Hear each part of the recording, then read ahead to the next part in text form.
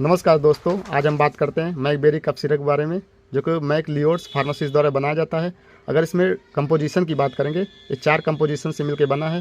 पहला है डेक्सोमेथोर्पिन हाइड्रोक्लोराइड, दूसरा है एम्ब्रोक्सिल हाइड्रोक्लोराइड, तीसरा है क्लोरफेनामाइन मिलेट और चौथा है फिनाइलफ्यूरिन हाइड्रोक्लोराइड।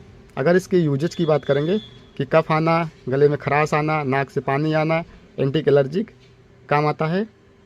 अगर इसमें फ्लेवर की बात करेंगे, स्ट्रॉबेरी फ्लेवर का टेस्ट है।